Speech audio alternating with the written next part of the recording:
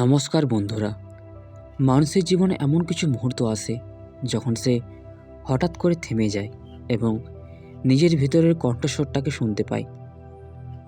যদি তুমি এখন এই লেখাটা পড়ছো, তাহলে এটাকে শুধুই কাকতালীয় ভেবো না।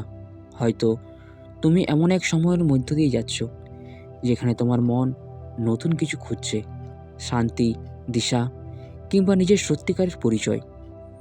তোমার হৃদয় ধীরে ধীরে বদলাচ্ছে। হয়তো তুমি আগের মতো নেই।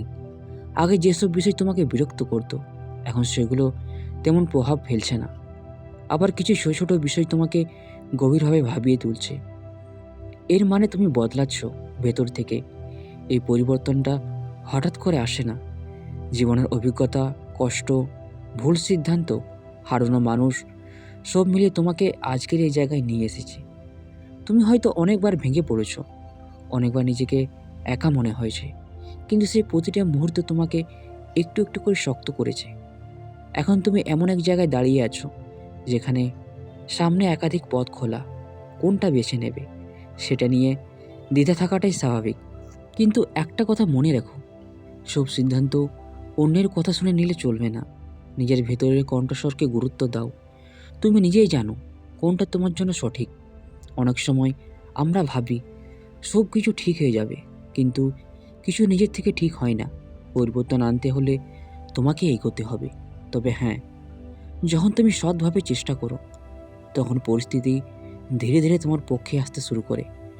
তোমার জীবনে এমন কিছু ঘটতে পারে যা প্রথমে অদ্ভুত বা অপ্রত্যাশিত মনে হবে। হয়তো নতুন কারোর সঙ্গে পরিচয় হবে, হয়তো কোনো নতুন সুযোগ আসবে। এই জিনিসগুলোকে অবহেলা করো না। অনেক সময় বড় পরিবর্তনের শুরুটা খুব সাধারণভাবে হয়। তুমি হয়তো অনুভব করবে তোমার ভিতরে একটা নতুন শক্তি তৈরি হচ্ছে। আগের মতো ভয় পাচ্ছ না, আগের মতো দুশ্চিন্তা তোমাকে দমিয়ে রাখতে পারছে না। এর মানে তুমি নিজের উপর বিশ্বাস রাখতে শিখছো। এই সময় একটা বিষয় খুব গুরুত্বপূর্ণ, নিজেকে মানসিকভাবে প্রস্তুত করা। পরদিন সকালে উঠে নিজেকে বলো, আমি প্রস্তুত, আমি আমার জীবনের দায়িত্ব নিতে পারি। এই ছোট অভ্যাসটাই তোমার চিন্তাধারা বদলে দিতে পারে। তোমার জীবন হয়তো এমন একজন মানুষ আসতে পারে যে তোমাকে নতুনভাবে ভাবতে শেখাবে।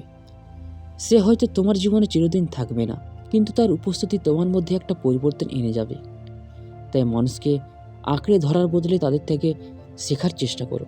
মনে রেখো, প্রতিটা সম্পর্কের একটা উদ্দেশ্য থাকে। কে তোমাকে ভালোবাসতে শেখায়, কে তোমাকে শক্ত হতে শেখায়, আবার কে তোমাকে নিজের মূল্য বুঝতে শেখায়। এখন তোমার জীবনে যে পরিবর্তন আসছে, সেটা শুধু বাইরের নয়, ভেতরেরও। তুমি নিজেকে নতুনভাবে আবিষ্কার করতে শুরু করবে। হয়তো তুমি বুঝতে পারবে এতদিন তুমি নিজের সামর্থ্যের অর্ধেকও ব্যবহার করোনি। তোমার ভয়, সন্দেহ, নেতিবাচক চিন্তা, এসব ধীরে ধীরে ছেড়ে দিতে হবে।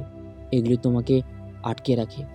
যখন তুমি এগুলো ছাড়তে পারবে, তখনই তুমি সত্যিকারই স্বাধীনতা অনুভব করবে।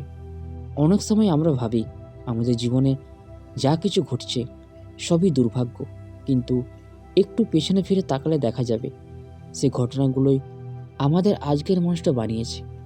তুমি যদি এখনো নিজের জীবনের উদ্দেশ্য খুঁজে না পেয়ে থাকো, সেটা নিয়ে চিন্তা করার দরকার নেই।